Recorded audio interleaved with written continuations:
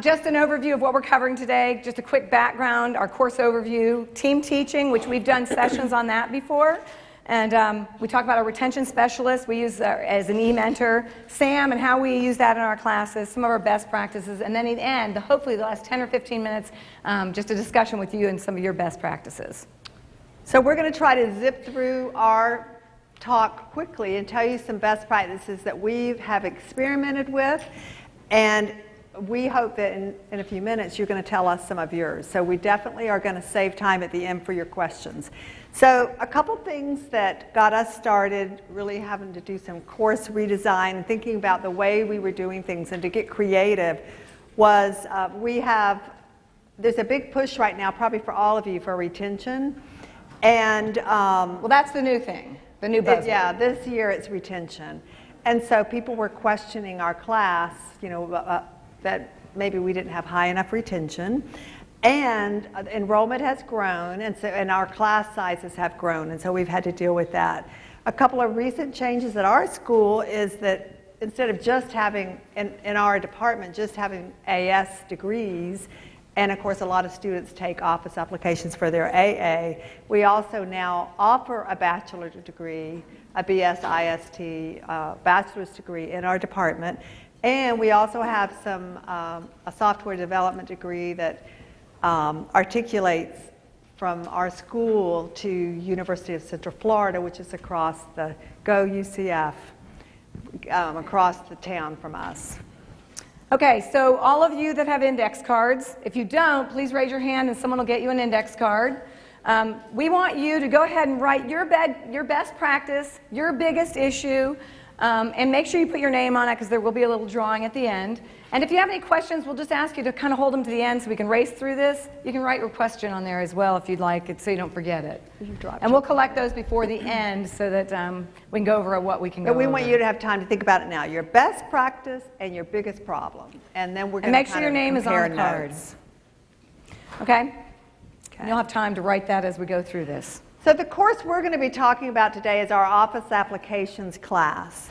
And just to give you the background that we use Sakai, a lot of you use Blackboard or Angel, we use Sakai, and we typically have between 30 to 45 students in our sections. We use the Shelley Cashman book, and we use SAM with MindTap, so we have the ebook in there for our students. And we've had pretty decent success, but like we said earlier, last year was all about getting our average class size up higher. This year it's all about retention. So and just to finish that, the retention is a C or higher at our school, as far as if they're considered completers if they made C or better. Okay, you were going to talk. So we're in our Sakai course right now. You want to go ahead and go into anything there? Okay. And we're not going to be able to go through this in a whole lot of detail, only because of the resolution, they're not seeing the navigation on the left. Sorry. We had a last-minute computer glitch and had to use this little netbook. But this is Sakai, and along the left side of the screen, we've got our modules, our forms, our messages, for anyone who's not familiar with it. This little blue bar, you just can't see all of that. So, what's sorry? that? Yeah, because of limited time, we're just going to, because it doesn't really matter that you don't see the navigation. We just want to show you some of the things we've got going on in the class. See if that helped. That didn't help, but now I can move it over. Yeah. There you go. Okay, so Sandy, you go ahead and go through the things that we said. A couple things that we've done that are unique. It's a standard class, basically. But okay, so we do it in an orientation. And we found that if we didn't do an online orientation, people wouldn't come on campus for an orientation. We teach mostly online, but we do have a couple online class sections that we've merged into our Sakai site also. So we do what's called an Illuminate session. We have students come in and join us. And then once we've done it, if they all don't show up, they can go in later and look at the orientation. We just feel like if we can give them a good start in our class, they'll be more successful, we hope. The getting started is often the hardest part for our students.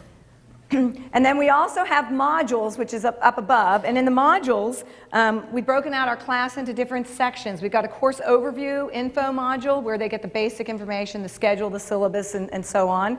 But also in here, we've got a module for Word, for Excel, for Access, for PowerPoint. And then we've got some helpful videos in there that they can go to use as well. So this is really just to give you the overview so you know what our students see. We have these forums, and actually some of these forums might not show up, but we have a retention specialist, which we're going to talk more about in a minute, so just remember this. She puts weekly tips out, weekly tips from Patty. Patty is not one of the teachers. She's, we call her a stealth observer. Like I said, we'll tell you more about her in a minute.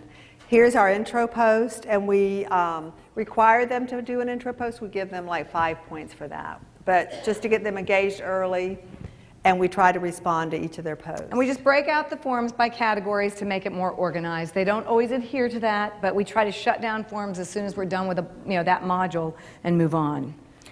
So at the very, very bottom of this is where you can see we've got some unread messages. At the very bottom, we've got technology discussions and pub discussions, if they just want to talk about things that aren't really class related. Technology discussions is where we try to keep up with current events. In fact, I posted something today that was about a new gadget that was coming out, just to keep them forward thinking.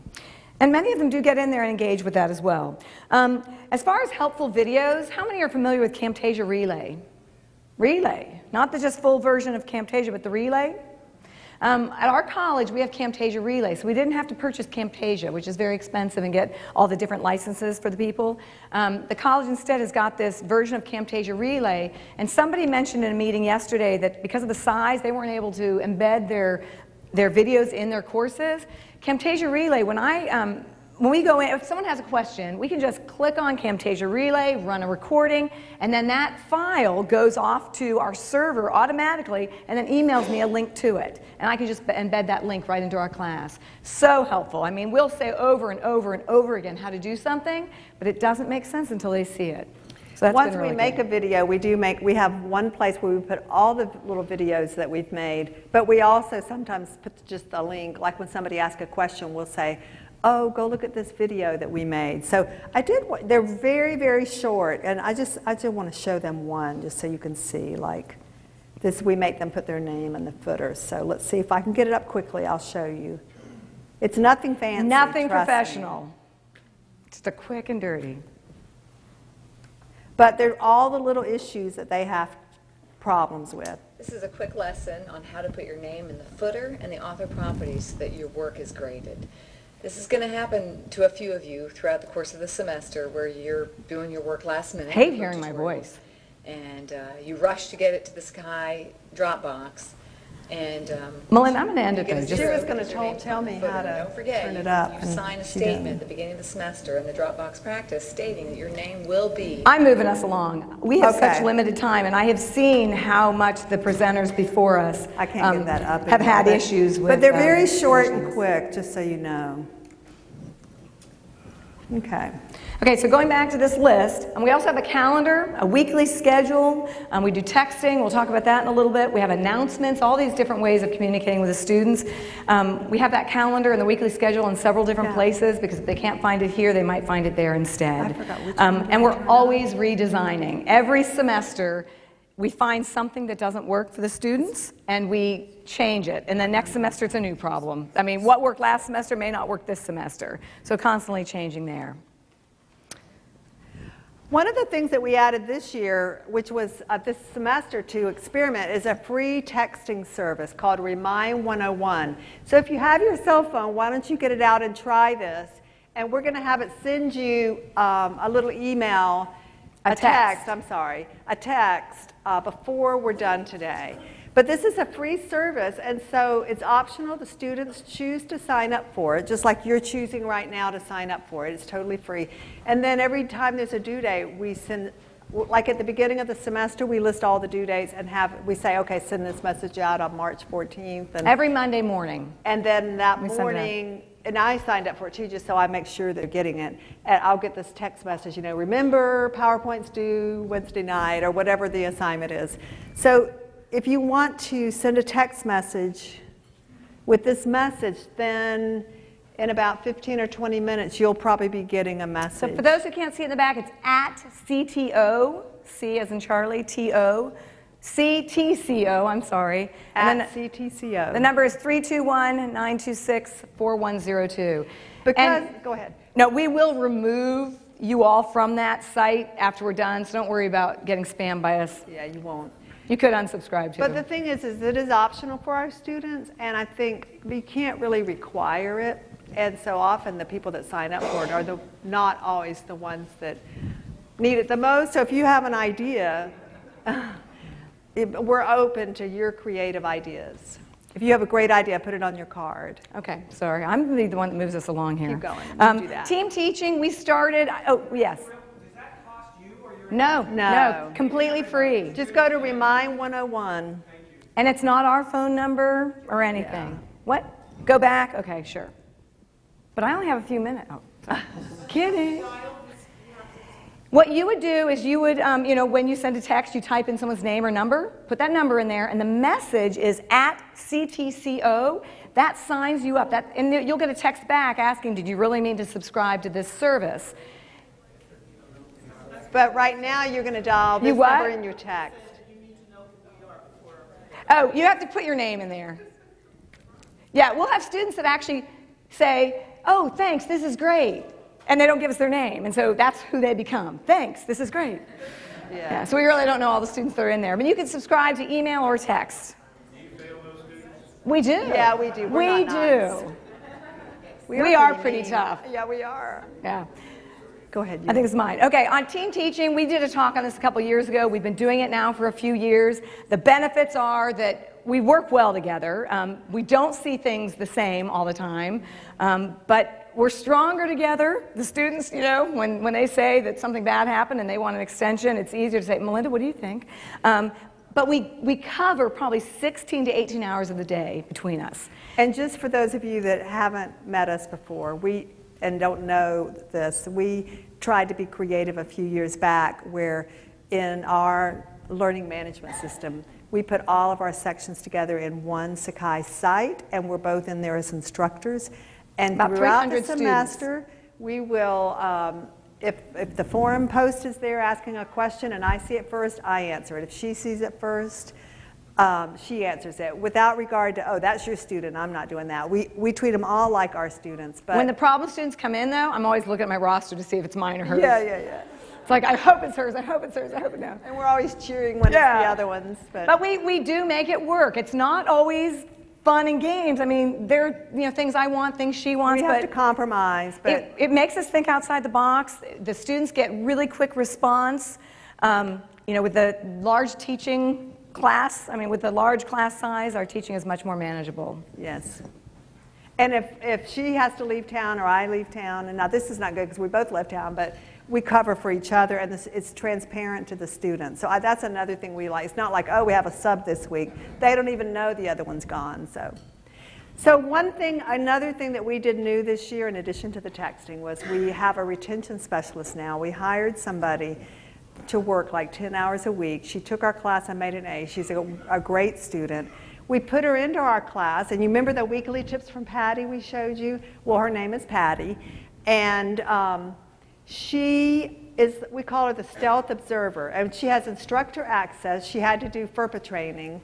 So she can go in there and she can look at the feedback that we give for assignments, and she'll email that person and say, oh, I noticed you haven't turned in the last few assignments, or oh, I noticed you forgot to put your name in the footer, and if you act now, you can resubmit before the deadline, because we don't grade anything that doesn't have their name in it. Yes.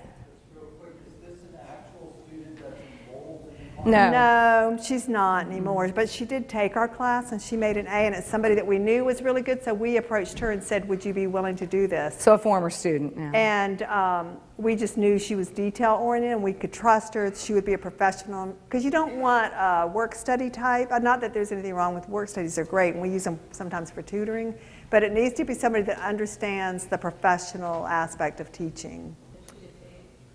What? She does. She does. She gets minimal pay, and she works many more hours than she's supposed to. We pay her $16. She gets like $1,500 a semester total. It's like 10 hours a week, and she makes about 15 an hour. 15 an hour. But I think she's on there 20 hours a week. You kind of get sucked into it, like we do. But she'll send things that seem like common sense. You know, she'll say, oh, if you do, you just need 40 more points to get to a C.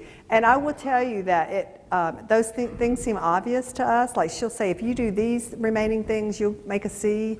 And students will say, oh my gosh, thank you so much for telling me. And they'll tell her things that they won't tell us. So because she's not their teacher, they will engage with her on a different level than they engage with us. So that's helpful too. And it is kind of a trial thing right now. We're hoping if the administration sees it working, they'll continue with the funding. Sheila had a question. So is she still a student in the school now? No. Oh, okay. Mm-mm. But I will tell you that I had a Term A class this time, and remember I told you that C or better was what made somebody be successful? Well, I had no D's, because the F students, you can try and try, but at some point you just know that you're not going to, you can't, like they said in the earlier talk, you can't make somebody want to learn if they're not going to do anything. You can't force that. But what she'll start doing is about halfway through the semester, anybody that she sees that maybe is in the D range or a high enough F that they could pull up to a C, she'll start hitting them. So in the end, my grades for A term this semester were like a reverse bell curve. I had lots of A's, and I had like 75% A's, B's, and C's, and 25% F's, which probably still seems high to some of y'all, but that was a lot better than it had been. And no D's. Can I press enter? Mm-hmm. Okay. We also have tutors, and we've tried different tutors throughout the couple of years. We did have a work study student that had taken our course previously. She was amazing. She spoiled us rotten. We had her for 2 years. She spoiled us and the students because she was such an amazing tutor. We would listen to her talking in this cubicle outside our office, and she just could relate so well. But she was a paralegal student, and she ended up graduating and leaving us. And we've tried a couple work study students since then. They haven't been as good. You've got to get the best students you can to come back. I'm even asking some of my advanced students if they're willing to come back and tutor. But we also have something called a STARS program. We're not going to get into a detail, but you can do a search online for the STARS Alliance, and if you're not a member, you might want to be. We have 10 students that get paid $500 a semester, and they're supposed to do something to leadership and help with IT. We're kind of serving the underprivileged. You'll just have to read more about it, but these students have to do 3 to 5 hours a week of something to help bring people into IT, and so we're having them tutor so one of our troubled students. Project is to have a tutoring session for this class, not just for our students, but anybody taking this class once a week. And she had taken our class and made an A too, but you have to be careful with those people, with the work study. Make sure you're getting a mature person. The last thing is an embedded librarian. We have not used it yet because we're not quite sure how we use that, but we find our English and science classes are using librarians on campus, embedding them into their course, and they are acting like course assistants also. They're helping with research projects, papers, providing a lot of extra support. We really haven't taken advantage of that. Oh, trivia number 2. Get ready for another present. I have a hand. No. Who said Tijuana first? Okay. Did you see her right here in the black and red shirt?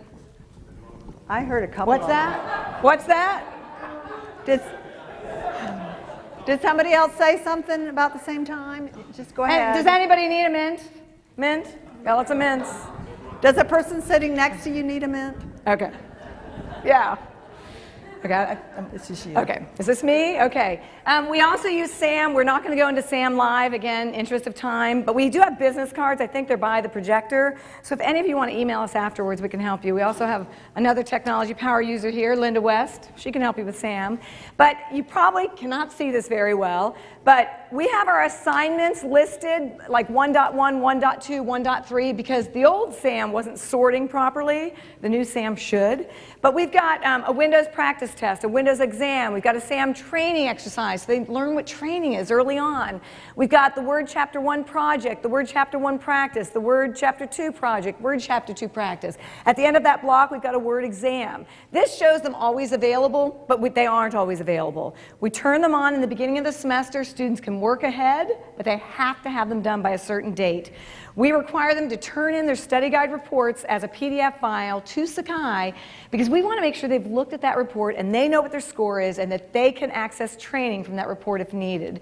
If this doesn't make sense to you and you're not familiar with SAM, I'd be happy to talk with you after. Raise your hand if you're a SAM user in your class. So a lot of you are. And people ask us all the time, you give them 5 tries? Well, we want them to be successful. You know, we want them to try until they get it right. We want them to know what a download submitted project report is. And you have a question? The cost? Sakai is our Blackboard. It's an open source learning. It's a, yeah. It's worked well for us. We had WebCT, we had Angel. They kept changing on us. We kept getting mad. Now we're okay. Sometimes it's the little things that help your students, and we found like Sam typically lists these in alphabetical order, and our students were opening up the access test when they really meant to be doing Word. And so we just, we got around that by putting in the little numbers so that it forced them to come in the right order. And with the submitting of reports, those that work ahead, their scores immediately go into the Sakai gradebook. We don't have to wait till the assignment is due to download all the grades and get them in there, because we'll have students done in 4 weeks. But I know we had a couple questions, sorry.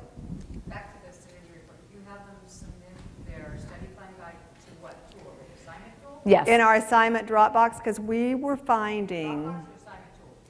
Assignments in and Sakai. assignments, I'm We sorry. call it a Dropbox. But I assignments. actually use Sakai so often. Okay. Oh, yeah, in assignments, we have those. Assignments, and then what you say? They attach the study guide report as a PDF. We just open up, see the score, add it in. And then, see the score, and then you put that into... It automatically goes to the gradebook when you do that, when you put the In score in Sakai. assignments. In Sakai. Because Sam has a gradebook, Sam has a Dropbox, but we're not going to get into all that. But the reason we did that is we discovered a while back that if you don't force them to physically put their hands, I'm using that term figuratively, on their report, they don't go look at it. They don't even know what they made. They don't know till the end of the semester. They don't know if they took the right thing or did the right thing. Yeah, they just don't know. So this...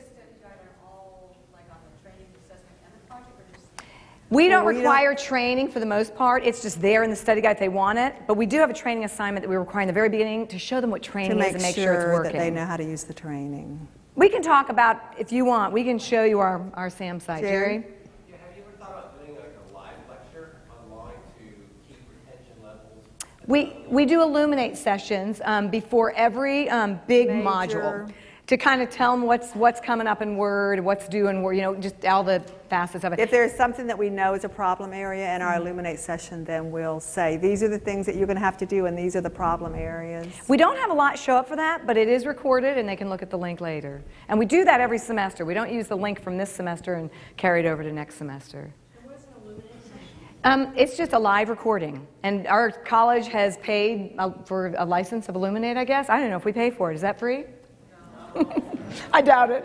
And at the end, we'll be happy to show you. We have a link in our class that we have loaded. We'll be glad if you have specific things that you want to see, just come see us.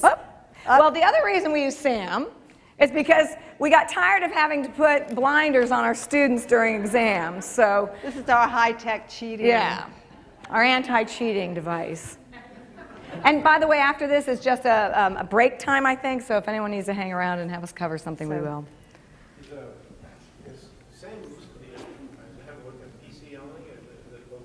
The Mac users can use it. And I think that I know ours probably accessed through Safari, but it's not supported as long as they've got Firefox. They can access SAM. And SAM does catch cheating. And on Rate My Professors, we saw one of our students put, don't ever cheat in their class because they'll catch you. And we just thought that was so funny. SAM will catch you. Yeah. Want to go back one? Oh, yeah, I'm sorry. That was mine. Oh, okay, well, I can read my little thing here if that's not up there. Just the backspace. Okay, so this is just a list of our online best teaching practices, kind of general, and I was just at Ken Baldoff's session, and I'm like, those are what we're going to say. So I think we all agree on most of these. The proactive course management strategies, as we see a problem, we try to nip it in the bud. We're just always trying to, move on and get it answered and put videos out there for the students and correct any errors in our course that we might find. Establish patterns of course activities. Everything we do every week, they do the next week. We're Chapter 1, project practice book. Chapter 2, project practice book. Every Wednesday we have and due dates don't change. I mean, every Wednesday at midnight. So we try to keep that pattern. And once they get through the first couple weeks, they should understand and what we expect. And all the grandmas die on Wednesdays, so. Always. Lots of grandmothers die Wednesday. We try to maintain forward progress and course quality. We're really trying, like Ken was saying in his session, don't make online classes easier. And I don't think ours are. We always remind students ad nauseum of upcoming deadlines. We provide very quick feedback to any inquiries, and we do a quick turnaround of a grading. Monitoring the assignment submissions constantly. If I see hers is growing or she sees mine is growing, because we do divide our duties a little bit.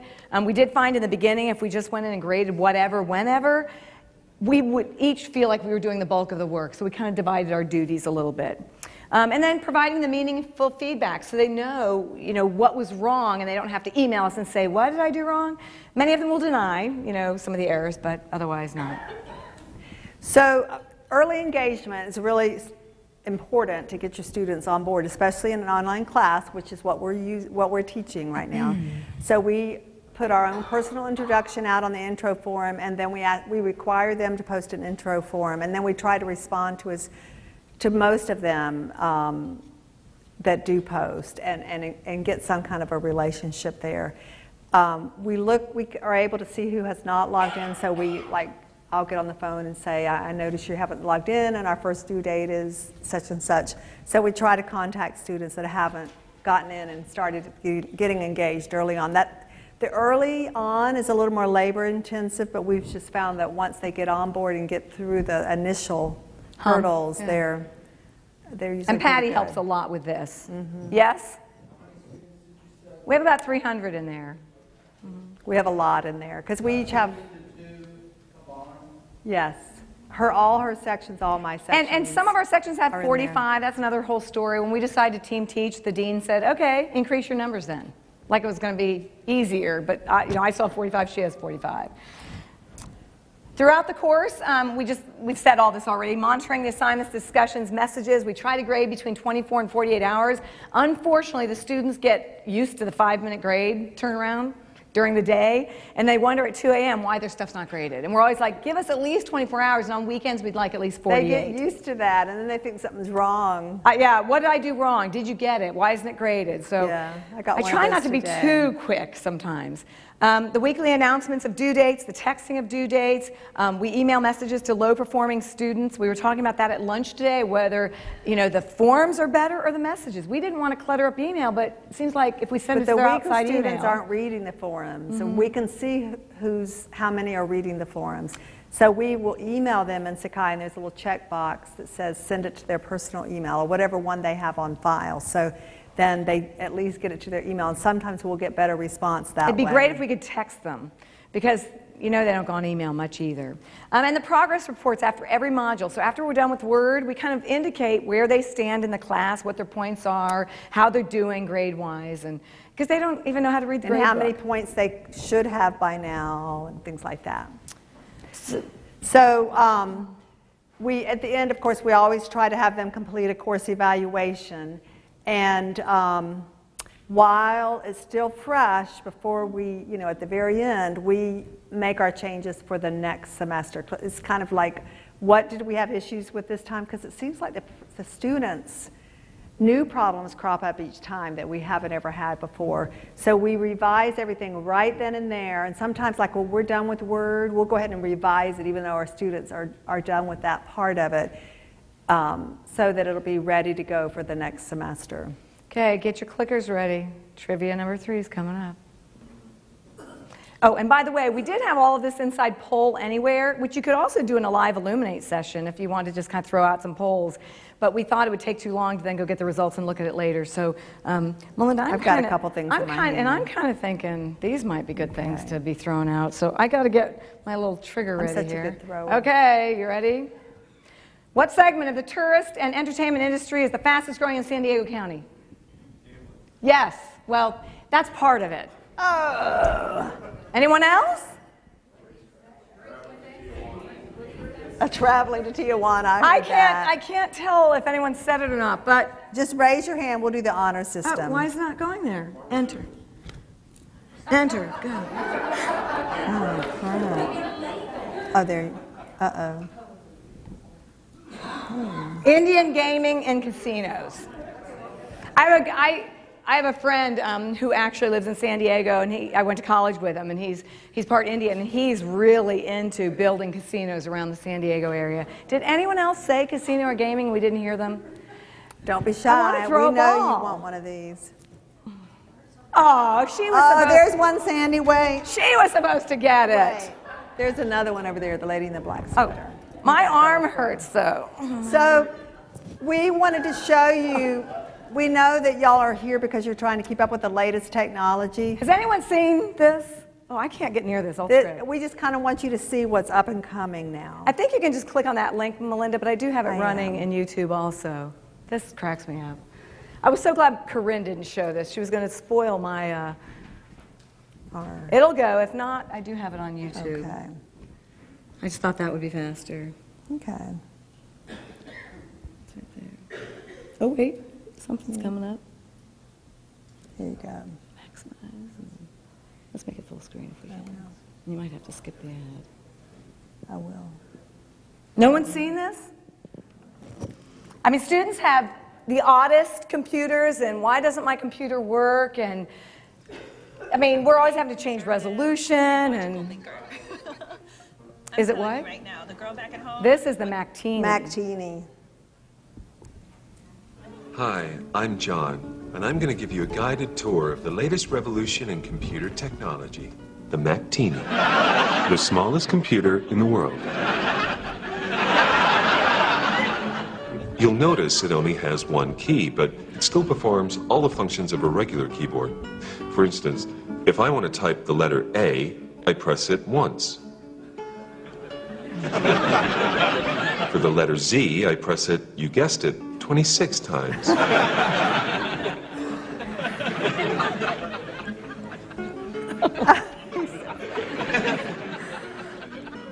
I'd laugh every time.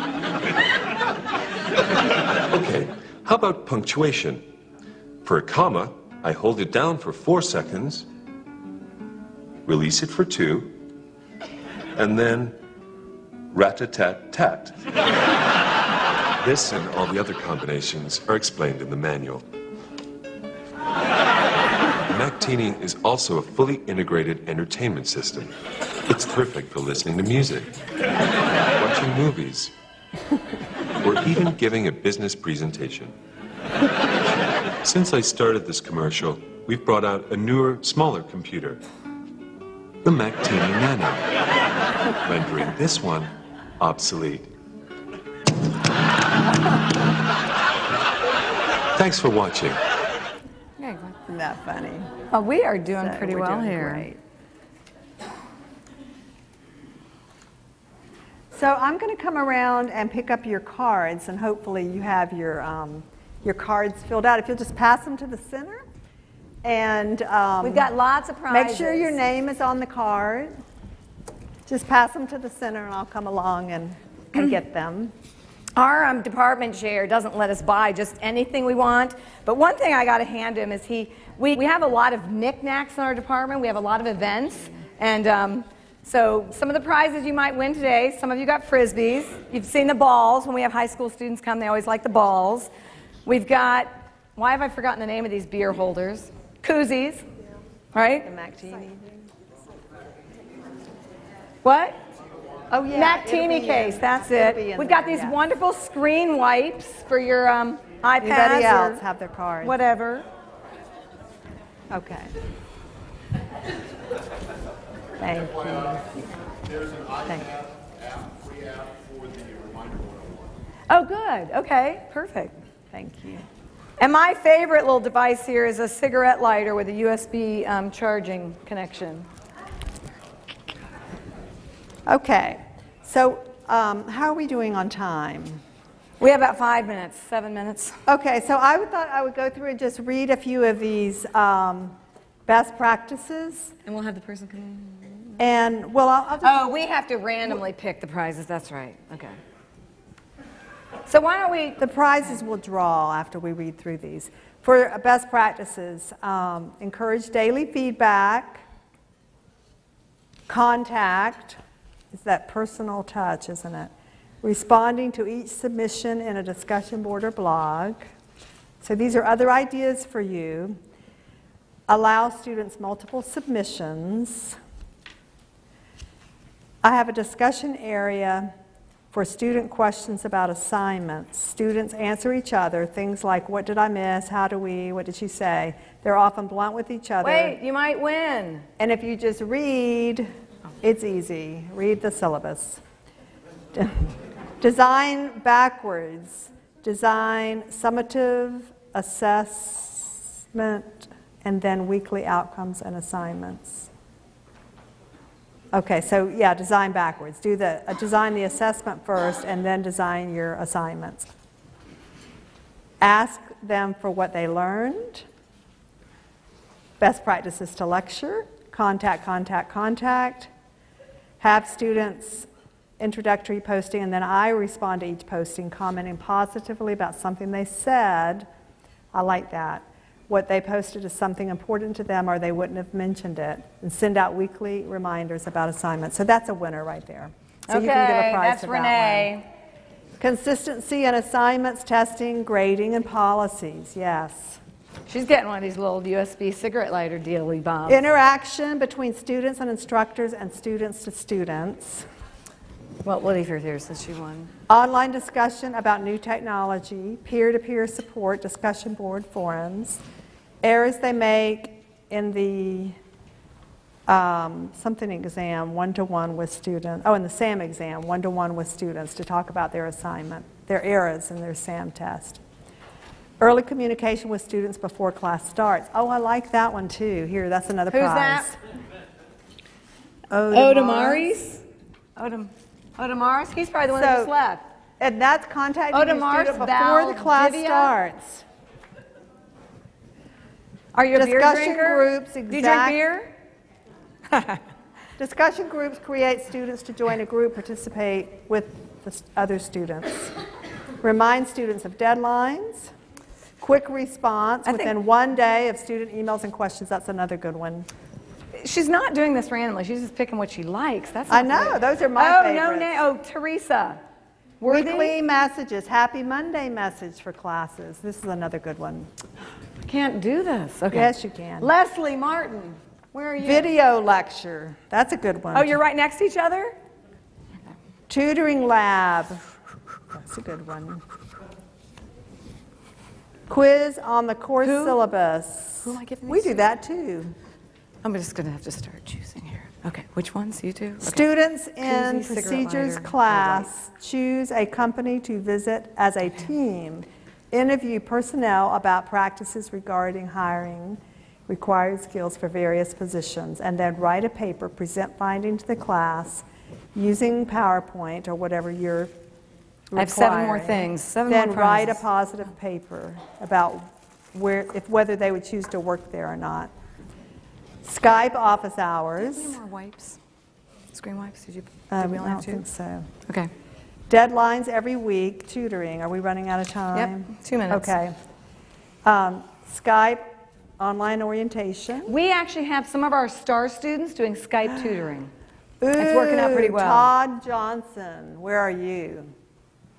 Okay. Todd says students use Extra Normal to create virtual class presentations which are posted on the class website for Koozie, discussion. cigarette lighter, ball. Have you all used Extra Normal? Check it out. It's awesome. Who Todd, did I give raise your koozie to? hand. Everybody give look the at koozie? Todd. Would you That's rather who you're have going to go to for questions about Extra But I Normal. need the koozie back. Feedback I and need the koozie back reminders. so I can give it to someone else. if you'd rather. Utilizing videos and live chats. Give choices. Okay. Excellent online support and virtual as well as Melinda, we have 60 orientation. seconds and 10 gifts. Okay, so draw some cards. I can't. I'll draw. My hands are full. Janet. I can't read your writing. Sorry, Janet. What's her best practice? Orientation guide. Would you like a cigarette lighter, ball, or koozie? Well, it's a cigarette lighter, USB charger. Ann Colsey? Is that right? Excuse me? Oh. Okay. Pick one, pick one. And again, we've got our business cards up here. Lloyd We've got mints up here. Sandman. Where's Lloyd? Oh, right here. Roy. I know Betty. I know you're a beer drinker.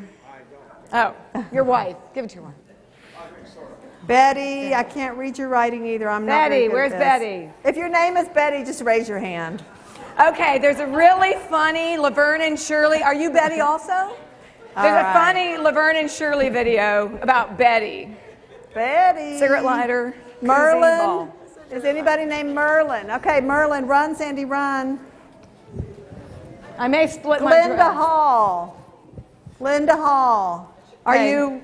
Glenda You're one of Merlin. them. Susan Fruscietta. Okay, Susan's up here. I'm doing good about getting things close together. Jim Hotz. Jim Okay, Hotz. ball or koozie? Miles. Four more Mike prizes. Callahan. Mike Callahan. That's all that's left. Elaine McAllister. Elaine McAllister. Oh, Sheila. Charlotte. And that's it. Charlotte, who's Charlotte? Okay, we're done. Thank you so much Thanks for coming, everyone. Oh, I'm sorry. We'll be here.